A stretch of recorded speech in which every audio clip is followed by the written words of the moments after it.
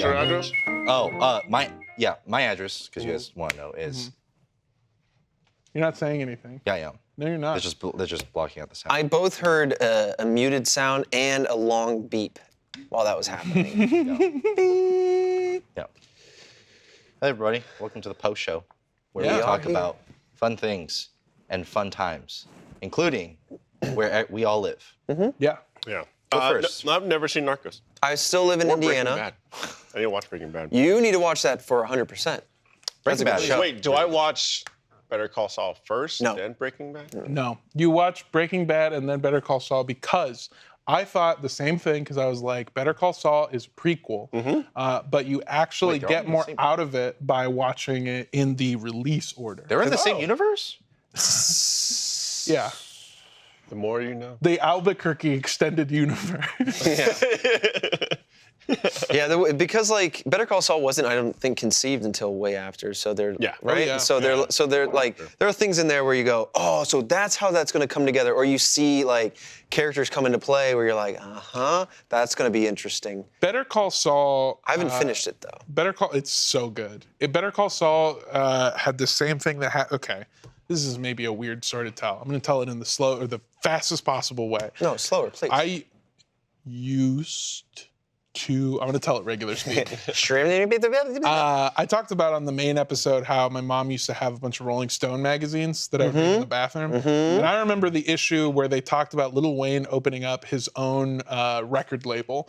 And I read it, and they were like making fun of him for the artists that he was getting. And they were like, Lil Wayne, thinking he can be some kind of mogul. He's getting these dumb fucking artists. Some guy who calls himself Tyga, like he's like some kind of Winnie the Pooh creature. Another woman who refers to herself as Barbie, Nicki Minaj. Like who the fuck is gonna listen to that? Right. And then the thing that he's putting everything on, his big player is the kid who plays Wheelchair Jimmy on Degrassi. Champagne Poppy. This guy, Aubrey Graham. Yeah, real rap shit. And then he's fucking the biggest artist ever. Lil Wayne is like one of the most successful hip-hop producers.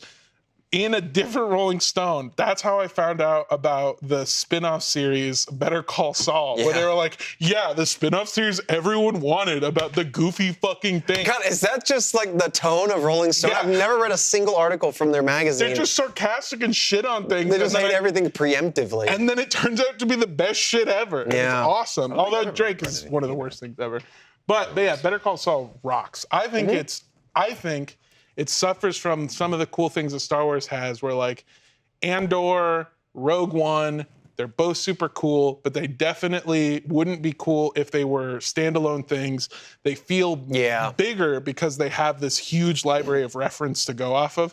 Better Call Saul is so good because going into it, I have this whole lexicon of references for how these characters interact with the world. And I think that show is so fucking good. And you'll also not want to do such a deep cut on this one character without having seen Breaking Bad. True. I think. Like, there's so much with his brother that starts to get a little long in the tooth in like season 2 or 3.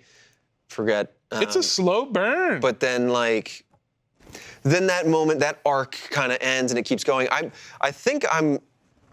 I think there were 6 total seasons now, and I'm like 2 behind. Oh, yeah. Because it just wrapped. It just like earlier this year finished the whole series. I think it was like a couple years ago, or maybe last year. Maybe I was waiting for it to come to Netflix, and I still just haven't caught up. But I'm behind 2 seasons, but it's fucking good. And I binged Breaking Bad before actually coming here to work. So that's what I watched in that summer of 2014. And when it ended, I was just like sat there going like, fuck, it's over. There's like just one of those shows, like one of those narrative arcs that just like has so much to it. It's almost like bittersweet to say goodbye to like this dense universe you were in. And it also just like so well crafted. It's like, top tier television. For me and Alice in Borderlands, it was 2 seasons. Yeah. And that thing wrapped up, and I was like, this is great. Yeah. It's kind of like a Battle Royale type show. Yeah, I watched it because Barb recommended it to me. And I was like, yeah, I'll watch your silly little show. And then I fucking love it. Well, we heard it from Fredo. Well, Yeah, it's fun. Wow, TV shows like which? No, like I don't know, like good ones. Yeah, exactly. No, I've just never been like one person to really watch like a TV show all the way through, like from start to finish. Gotcha. A lot of good shows that have like a couple seasons. Anime might be an exception. Anime is like one of those things where. Have you seen all 1,000 episodes of One Piece? You know what's so funny? I actually have not really watched One Piece at all. It's just one of those that are just like, it's not interesting to me. I never cared about pirates. Really. Well, no, it's interesting to all of us Oh. because it sponsors a bunch of the content that we make. I think. I don't know. I don't know. I saw it on the One Piece in RFP thing. particular? The the Netflix Netflix. live action thing, which I'm not fucking promoting. Anyway, my point is, Yeah. TV shows are great and they're awesome, and I am the kind of person who watches all the way through. And like I think you're saying, I have this horrible, or maybe it was you, I don't remember. I get you two confused. This horrible thing happens where I'll watch a TV show and then I'm done with being in that world, and then I get a little depressed because all the stories from that world are kind of done. It's so cheesy, but that's part of why I kind of fall back on a few things just to like, if I don't know what to put on, but I don't want to pay attention, but I want to have it in the background, I'll like rewatch Lord of the Rings or something, or just have it go. Because it's kind of a comforting thing to have like, man, backwash back into my backwash. I'll take it back. But like, sometimes you just want something that you know how it's gonna go, just because like, Yeah. it just helps like your brain kind of sort things out. But like, but at the end of that adventure, you're just like, damn, dude, like so much happened. It was so like such an emotional toll for these characters, especially like I'm just like a geek and I fucking love that franchise, and so like I know all the extra like fan theories and the depths of like the Silmarillion and all of these other things. And so like, it's really cool to be in that universe. And then when you have to say goodbye, it's like, again, it's really cheesy, but like, it's like you feel it. And that's how you know it's a good story when like at the end of the narrative, the arc, the journey, you're just like, oh, you feel like just a little like, almost exhausted, a little like, oh man, it's over. Yeah. A good book will do that too. Good book will depress the shit out of me because I was so enthralled in that world. Yeah. Barbara just finished the A Court of Thorn and Roses series by Sarah J. Maas. And so she just finished that one. She's starting a new one called Throne of Glass by the same author. And I'm currently reading through the Stormlight Archive, which is fucking enormous. It's not finished yet, but it's got four books. The fifth book's Near by Brandon Sanderson. It's like if Game of Thrones was written expediently, like quickly. But it's a similarly like crafted world where there's a lot of depth. I'd say that this world is a lot more unique. It's a little simpler because you don't have like so many, at least not yet, so many characters to look through. But I'm like halfway through the first book, and it's like you get thrown into the deep end, but at the beginning, because you're like strange world, new language, all sorts of stuff. But I can tell that when I finish this one, it's gonna leave me feeling depleted because of like how full and how vivid this world is. Sure. And that's what I think people felt the opposite with when it comes to the series Game of Thrones, where it's just like we had all this like momentum, emotional buy-in and everything, and then suddenly it was just like at the very end. Well, it's hard to pay off a series in a way that feels complete. For sure. Especially when you have that many open arcs. Yeah. And they It's kept easy for opening me- them so late into the show, too. It's easy for me to go, oh, could have been better, but like, listen, I'm not a writer. I couldn't do it any better myself. But Sure. There's a show that popped on Hulu that Jackie put on, and so I'll need to like start from the beginning because she just started watching it and she got my grandma into it now. It's called The Patient, and it's getting a lot of good reviews. It's with Steve Carell. Oh, And, yeah. He's a therapist. It's Steve and what's his name? he was in I know he was in Star Wars. He was the. well, what's the role in Star Wars? He was the. I think he was the newer Star Penguin Wars. in He the was new the Batman. general. Oh, maybe it's somebody else. No, I thought it was someone different. Dan. It's Colin Farrell's who is the Penguin in the new Batman. then that's not what I'm talking about. Or not the Penguin, the Riddler in the Batman. the Robert Pattinson. Oh. I was talking about somebody different. For some reason, I thought it was fucking. He's in Swiss Army Man. He's in fucking There Will Be Blood. Daniel Day-Lewis. Not Daniel. Daniel Radcliffe. No, Other Daniel. Yeah, Daniel. Yeah. What's it? Domhnall Gleeson. Then that's not even who I'm talking about. Oh. This guy. Oh, yeah, I've seen him. Time Traveler's Wife. Yeah, Time Traveler's Wife. Yeah. Oh, okay. But let me see here. Was he also the No. turncoat in Star Wars, like in Episode 9?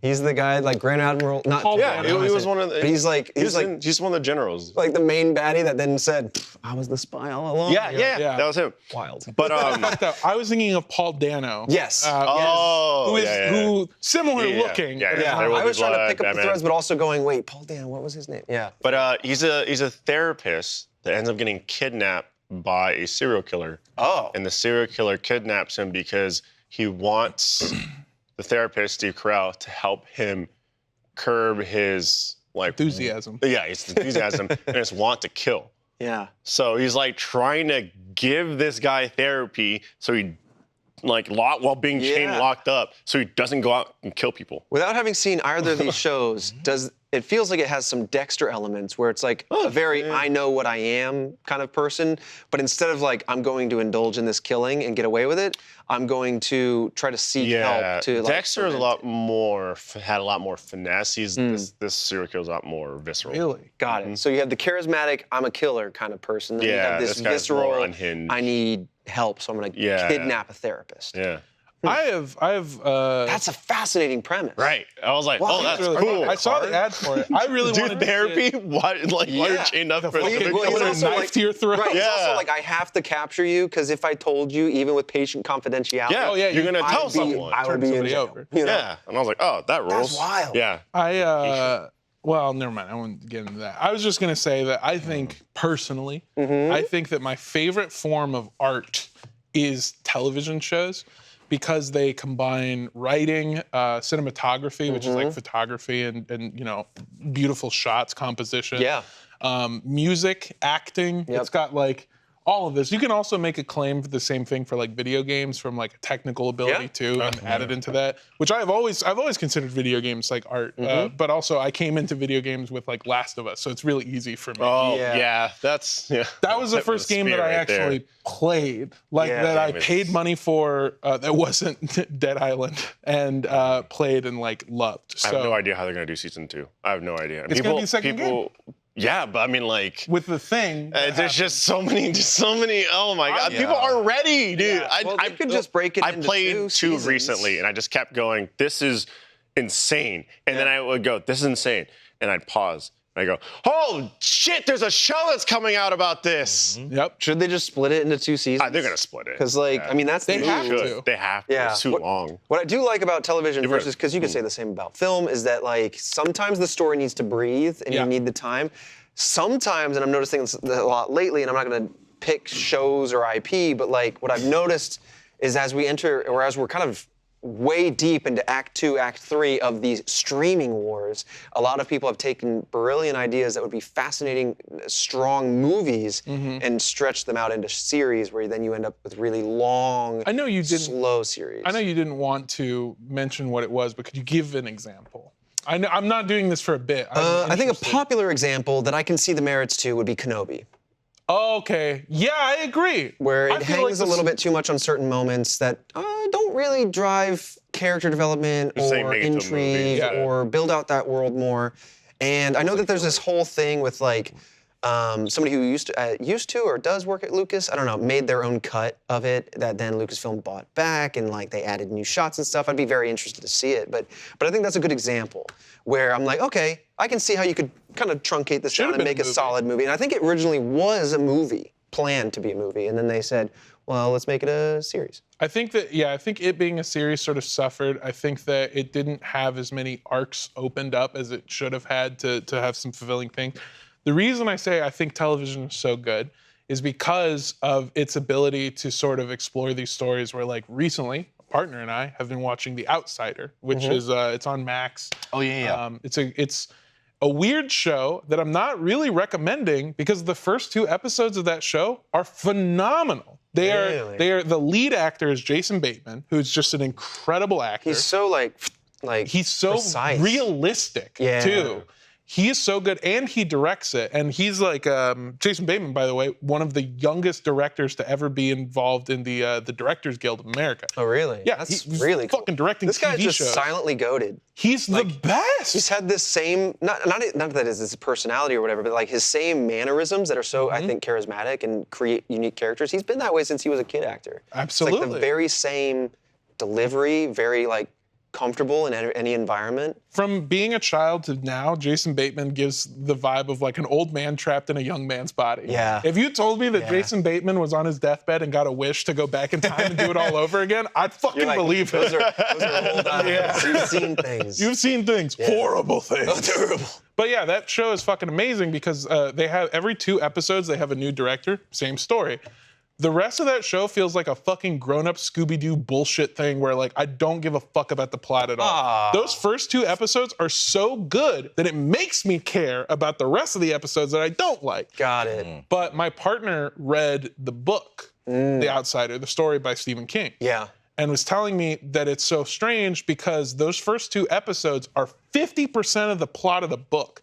And then the rest of the show is fleshing out storylines that are part of the book but aren't really expounded upon. And the show actually takes a different approach to theme, being that like sometimes these tragedies act as a sort of atom bomb that permeates out and ruins and decimates an entire like community, which is not. Wait, I got lost with your incredibly well-phrased sentence, but was that what the story does, or was that your metaphor? That is what the TV show is doing. Got it. That is the theme. That's not brought up verbatim in the show, but that's how it feels. Okay. Like you see this thing permeate out, and it's an incredibly like, I don't know, it's a very well done show that gets a little goofy and less tense. The first 2 episodes, though, I recommend everyone watch it. I feel like it's a fucking masterclass in making you feel tense and upset and scared, but not like jump scare. There's never a jump scare. You'll see something and you'll be like, this makes me fucking uncomfortable. But not like, it's very well done. And I think that that's where television really does its best shit, is you can take a story that didn't get as much light as it should have and really expand on it, like Last of Us. Bill and Frank, like that storyline, you can read it in the notes. But they did a 1 hour. It was a whole episode. Beautiful episode. And I was like, Jesus Christ, it was good. Yeah. That's like a big part of the game, but like when they expanded on the story in its own way was really well done. I think for that reason, I think television is my favorite fucking I'm out.